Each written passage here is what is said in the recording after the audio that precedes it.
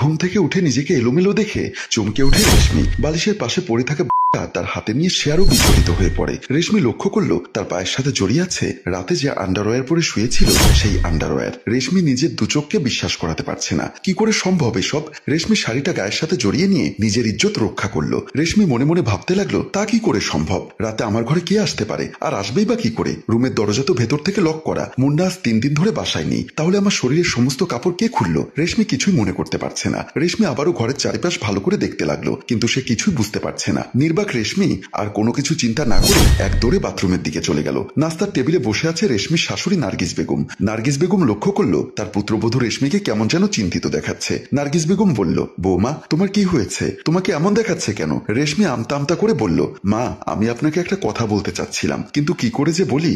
আহা বৌমা, আমি তো তোমার মায়ের মতো। মায়ের কাছে তার সন্তানেরা কোনো সংকোচ ছাড়াই সবকিছু বলতে পারে। আসলে মা বিষয়টা আপনি বিশ্বাস করবেন কিনা? বিশ্বাস করবো না কেন বৌমা? কি হয়েছে তুমি আমাকে খুলে বলো। মা আজ রাতে আমার রুমে যেন কে এসেছিল। রেশমির মুখে এমন কথা শুনে নার্গিস বেগম অবাক হয়ে বলল, তোমার রুমে কি আসবে আবার? আমি তো কাউকে বাসায় আসতে দেখিনি। মা সবাই ঘুমিয়ে যাবার পর আমার রুমে এসেছিল।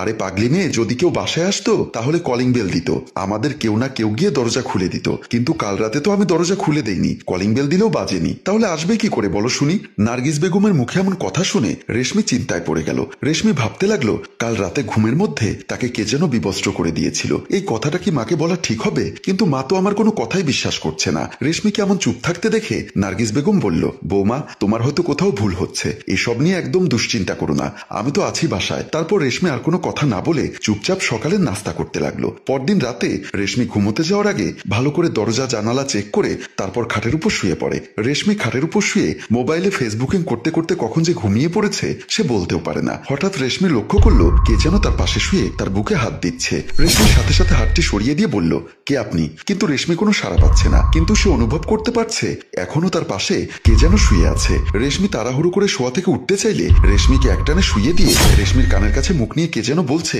আমাকে ছেড়ে কোথায় যাচ্ছ তুমি? আমি তো তোমার স্পর্শ পাওয়ার জন্য কত কষ্ট করে এসেছি, আমাকে স্পর্শ না দিয়ে তুমি চলে যাবে? রেশমি ঘাড় ঘুরিয়ে মানুষটাকে দেখার চেষ্টা করছে, কিন্তু সে কিছুই দেখতে পাচ্ছে না। আবছা অন্ধকারে লোকটির মুখটি স্পষ্ট দেখা যাচ্ছে না, তবে রেশমি বুঝতে পারছে তার পাশে যে লোকটি শুয়ে আছে সেই লোকটি খুব শক্তিশালী। রেশমি ভয়ে ভয়ে আবারও বলল, কি আপনি?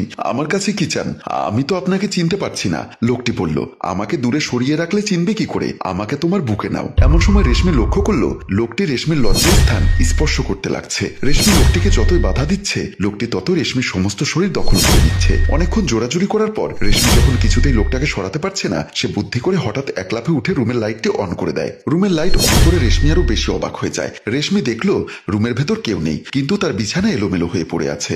এক কথা বোঝা যাচ্ছে এখানে অনেক ধস্তাধস্তি হয়েছে, কিন্তু মুহূর্তের মধ্যেই লোকটি গেল কোথায়? ড্রয়িং রুমে বসে রেশমি মুন্নার সাথে কথা বলছে। রেশমি আতঙ্কিত হয়ে বলল, মুন্না তুমি আমার কথা বিশ্বাস করো, আমি অনেক চেষ্টা করেছি কিন্তু লোকটার মুখটা দেখতে পারিনি। রেশমির কথা শুনে মুন্না একটা হাসি দিয়ে বলল, বাজে কথা বকো না তো, এসব তোমার মনের ভুল। রেশমি কাঁদো কাঁদো গলায় বলল, আমার কথা তোমরা কেউ বিশ্বাস করছো না তো? আমার মৃত্যু হয়ে গেলে তারপর তোমরা আমার কথা বিশ্বাস করবে? রেশমি এসব বলতে নেই, আমার লক্ষ্মী সোনাটা আর কয়েকটা দিন অপেক্ষা করো, তারপর তো আমি চলে আসবো। মুন্না তুমি আমাকে বিশ্বাস করতে পারছো না, এই লোকটা আমার স্পর্শ করেছে। মুন্না রেশমিকে একটা ধমক দিয়ে বলল, এসব ফালতু কথা বলতে তোমার মানা করেছি না? আরে পাগলি, আমাদের বাসায় যদি কেউ আসতো তাহলে বাসার কেউ না কেউ তো একটু হলেও টের পেতো, তাই না?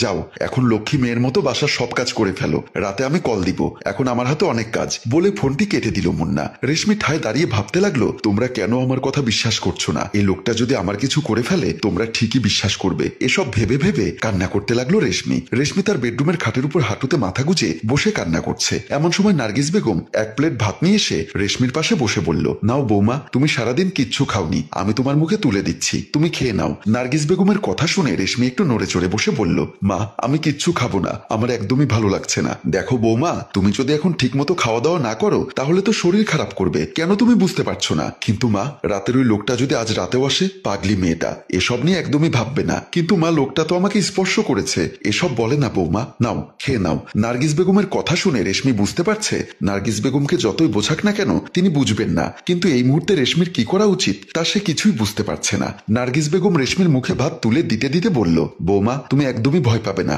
আমি আমাদের মসজিদের হুজুরকে বলেছি আজকে আমাদের বাসায় এসে একটু দোয়া দুরুদ পাঠ করে যেতে। নাও খেয়ে নাও। রেশমি নার্গিস বেগমের সাথে আর কোনো কথা না বলে চুপচাপ খেতে লাগলো। আর নার্গিস বেগম একটার পর একটা কথা বলেই যাচ্ছে রেশমির সাথে। রেশমি প্রতিদিনের মতো ভালোভাবে দরজা জানালা চেক করে ঘুমোতে গেল। রেশমি শুয়ে শুয়ে দোয়া দুরুদ পড়তে পড়তে ঘুমিয়ে গেল। হঠাৎ রেশমি অনুভব করলো তার উপরে যেন কেউ আছে। সে চোখ মেলে দেখতে পেল গত রাতে সেই লোকটি তার কোমর বরাবর উঠে বসে আছে। রেশমি বারবার চেষ্টা করছে লোকটির মুখটি দেখার জন্য, কিন্তু রেশমি সবকিছু দেখতে পেলেও লোকটির মুখটি দেখতে পাচ্ছে না। রেশমি ভীত গলায় বলল, আপনি কি চান আমার কাছে? লোকটি ভারী গলায় বলল, আমি তো সুন্দরী তোমাকেই চাই, তোমার সুধা পান করে আমি নিজেকে ধন্য করতে চাই। রেশমি ভয়ে ভয়ে বলল, না তা হতে পারে না, আপনি যেটা করতে চাচ্ছেন তা অন্যায়, মহাপাপ। লোকটি একটা কুৎসিত হাসি দিয়ে বলল, দু চোখ মেলে চারিদিকে ভালো করে চেয়ে দেখো সোনা, কত অন্যায় হচ্ছে, আর এই রাতের অন্ধকারে একটু আধটু অন্যায় করলে কিচ্ছু হবে না। রেশমি আবারও বলল, প্লিজ আপনি আমার সর্বনাশ করবেন না, আমাকে ছেড়ে দিন। রেশমির মুখে এমন কথা শুনে লোকটি রাগান্বিত স্বরে বলল, এতদিন আমি কষ্ট করেছি তোকে ছেড়ে দেওয়ার জন্য নয়, বলে লোকটি রেশমির উপর হিংস্র জানোয়ারের মতো আক্রমণ করতে লাগলো। একসময় লোকটি রেশমির সমস্ত শরীর দখল করে নেয়। লোকটির হিংস্র আক্রমণ রেশমি সহ্য করতে না পেরে ও মা বলে চিৎকার দিয়ে ওঠে। রেশমি খাটের উপর বসে হাঁপাতে লাগলো। রেশমির চিৎকার শুনে রেশমির পাশে শুয়ে থাকা তার ছোট বোন ফাতেমা উঠে বসে বলল, কি হয়েছে আপু, তুই চিৎকার করে উঠলি কেন? রেশমির চেহারা দেখে বোঝা যাচ্ছে সে প্রচন্ড ভয় পেয়ে আছে। ফাতেমা আবারও বলল, কি হলো আপু, কথা বলছিস না যে? রেশমি নিজেকে স্বাভাবিক করে বলল, না না তেমন কিছু না, তুই ঘুমিয়ে পড়। ফাতেমা ঘুম ঘুম চোখে বলল, এত রাতে তোর এসব নাটক আমার ভালো লাগছে না, আমার খুব ঘুম পাচ্ছে, বলে ফাতেমা আবারও ঘুমিয়ে পড়ে। আর রেশমি বসে বসে ভাবতে থাকে, তার মানে আমি এত সময় সবকিছু স্বপ্নে দেখলাম, এসব স্বপ্ন দেখার মানে কি? বিয়ে, শাশুড়ি, স্বামী আর এই অচেনা লোকটা, এসব কিছু আমার দুঃস্বপ্ন ছিল? রেশমির সমস্ত শরীর ঘামছে। রেশমি মনে মনে দোয়া পড়তে লাগলো, আল্লাহকে ডাকতে লাগলো। রেশমি তার শরীরের সমস্ত কাপড় ঠিক করে আবারও শুয়ে পড়ল। সে মনে মনে ভাবতে লাগলো, হে আল্লাহ, এমন দুঃস্বপ্ন আর কখনো আমাকে দেখিও না। এই দুঃস্বপ্নের মতো রাত রেশমি বারবার ভুলে যেতে চাইলেও ভুলে যেতে পারছে না। হাজারো কল্পনা জল্পনার মাঝে রেশমি যে কখন ঘুমিয়ে পড়েছে সে বুঝতেই পারেনি। সম্মানিত ভিউয়ার্স, আমাদের গল্পটি যদি আপনাদের ভালো লেগে থাকে তাহলে লাইক, কমেন্ট ও শেয়ার করে আমাদের পাশেই থাকুন। গল্পটির রচনায় মোশাররফ হোসাইন মৃদুল, পরিচালনায় HM কানন, চিত্রগ্রহণ ইফতি হুসাইন। ধন্যবাদ।